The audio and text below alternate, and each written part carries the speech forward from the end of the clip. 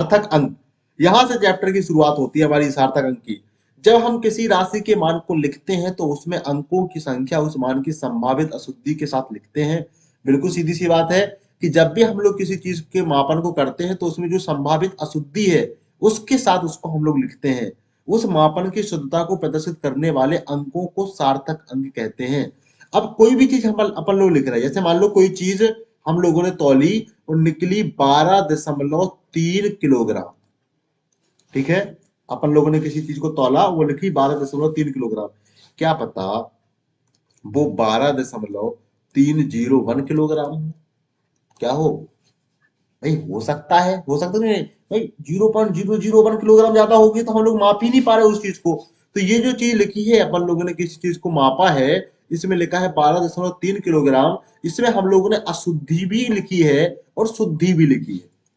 लेकिन चूंकि हम लोग 0.3 सेकंड तक भी, 0.3 तक भी माप सके, है कि नहीं, ग्राम में भी इसको क्या कर सके, माप सके, इसका मतलब क्या है कि इसकी जो शुद्धता भी तो दिखा रहा है ना ये। भाई कोई आके कह दे कि 10 किलो है, तुमको नहीं है 10 किलो नहीं है, 12.3 किलो है, ये कितना है, 12.3, वो ग्राम में ही इधर उधर है, ग्राम में ही अशुद्धि है। लेकिन ज्यादा कोई बहुत बड़ी अशुद्धि नहीं है, तो ये शुद्ध भी है, तो इसकी शुद्धता भी है।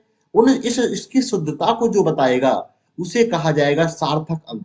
किसी भी मापन की शुद्धता को व्यक्त करने वाले अंक क्या कहलाते हैं, सार्थक अंक कहलाते हैं। अब इस मापन ने इसकी शुद्धता को दिखाया है और इसमें 3 अंक है, 12.3, यानी एक 1 है, एक 2 है, एक 3 है, तो इसके 3 सार्थक अंक है। इसमें कितने हैं, 3 सार्थक अंक। आगे भी कुछ लिखा है, उस मापन की शुद्धता को प्रदर्शित करने वाले अंकों को सार्थक अंक कहते हैं, ये तो हमारा लिखा ही है, ठीक है।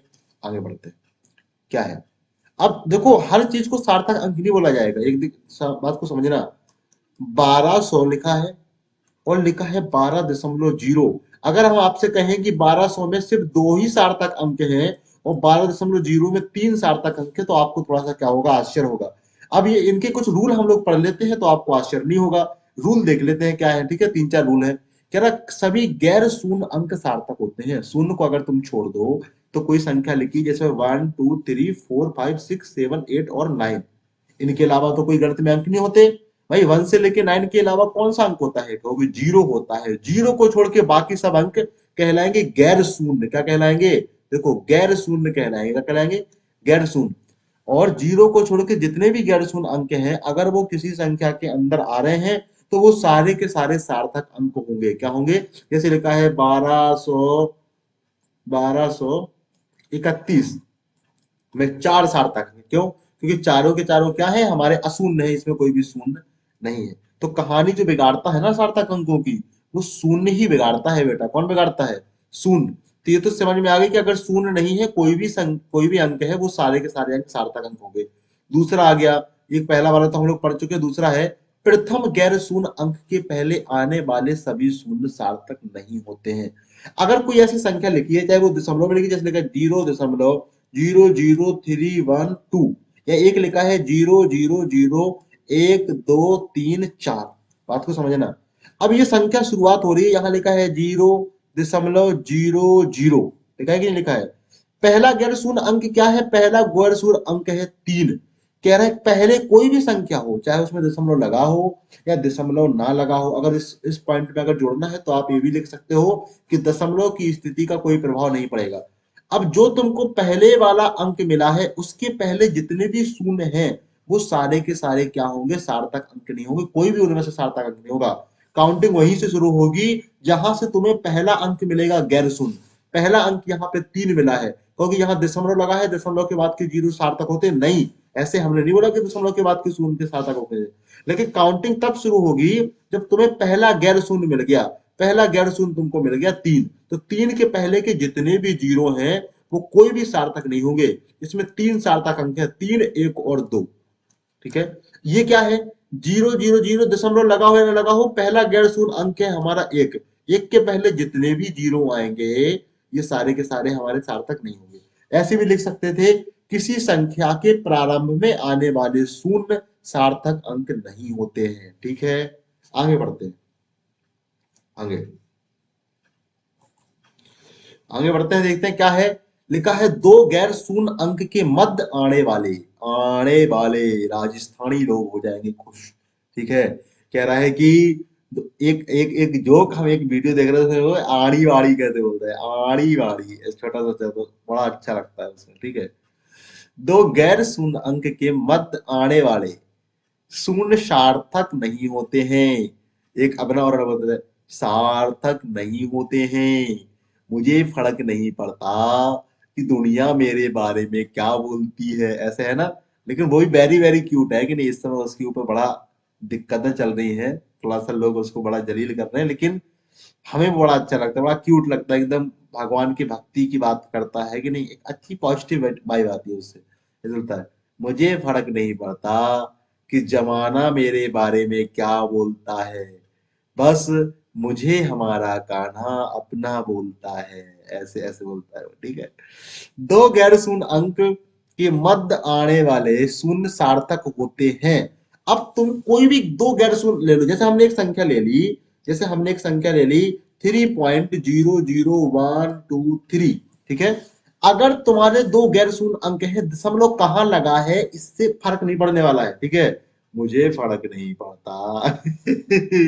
देखो, दो गैर शून्य अंक 3 और 1, भाई दोनों गैर शून्य ही तो है। गैर शून्य के बीच में दो जीरो आ रहे हैं, ये दोनों के दोनों जीरो सार्थक होंगे। समझो बात को, दो गैर शून्य अंक के बीच में आने वाले सारे के सारे अंक सार्थक होते हैं। इसमें अपन को सोचना ही नहीं है भाई। ऐसे लिखा है 3 0 0 0 0 0 और यहाँ लिखा है 3, भाई इसके बीच में ये सारे के सारे शून्य सार्थक है। क्यों? क्योंकि ये भी गैर शून्य है, ये भी गैर शून्य है। गैर शून्य के बीच में आने वाले सारे के सारे शून्य क्या होते हैं? सार्थक होते हैं। ऐसे लिखा है कहीं पे 30.0012। देखो ये तीनों के तीनों अंक क्या होंगे? सार्थक हुए। क्यों? तीन भी गैर शून्य है, वन भी गैर शून्य है। दो गैर शून्य के बीच में आने वाले शून्य क्या होते हैं? सार्थक होते हैं। दशमलव की स्थिति का कोई प्रभाव नहीं पड़ता। क्या बोल रहा है? दशमलव की स्थिति का कोई प्रभाव नहीं पड़ता। मुझे फर्क नहीं पड़ता। चलो आगे बढ़ते हैं, आगे बढ़ते हैं और देखते हैं क्या हो रही है कहानी। कहानी चल रही है कि सार्थक अंकों को निर्धारित करने के कुछ नियम है। नंबर 4, किसी अंक के दाईं ओर या अंत में आने वाले शून्य सार्थक होते हैं यदि वह दशमलव के दाईं ओर हो। समझो, अगर कहीं पे भी लिखा है, जैसे हमने पहला ही एग्जांपल लिया था कि 12.0, 12.00, 12 में दो सार्थक अंक हैं और 12.0 में तीन सार्थक अंक है, 12.00 में चार सार्थक अंक है। क्यों? क्योंकि दशमलव के बाद जो जीरो आ रहे हैं वो जीरो सार्थक होंगे, दशमलव से अंत में आ रहे हैं। लेकिन अगर इसके बाद क्या पता कोई और रूल लिखा हो, और क्या पता कोई और रूल लिखा हो, ठीक है। अभी इसमें ये वाला कोई रूल हमारा नहीं लिखा है, ठीक है। अभी चलो देखते हैं, इसमें देखते हैं। देखो इसमें क्या है, अगर जैसे लिखा है 1200, अगर इस रूल को भी आपको इन्वॉल्व करना है तो कर लो, ठीक है। अगर दशमलव के बाद जीरो नहीं है, अगर ऐसे कोई संख्या लिखी है, तो यहाँ जो अंत में जो जीरो आएंगे ये हमारे सार्थक नहीं होते हैं। यानी 1200 में भी कितने हैं? दो ही सार्थक अंक हैं। और 12,000 में भी कितने हैं? सिर्फ दो ही सार्थक अंक हैं। अगर दशमलव नहीं लगा है इनके पहले, तो वो अंत वाले जीरो क्या होंगे? सार्थक नहीं होंगे। तो इस पॉइंट को लिख लेना, ये वाला पॉइंट नहीं लिखा है, इस पॉइंट को क्या कर लेना? लिख लेना। और पांचवा पॉइंट देखो, पांचवा पॉइंट क्या कह रहा है? स्टार्ट हो गया, बहुत सही, बहुत सही। आराम से इसको रखो।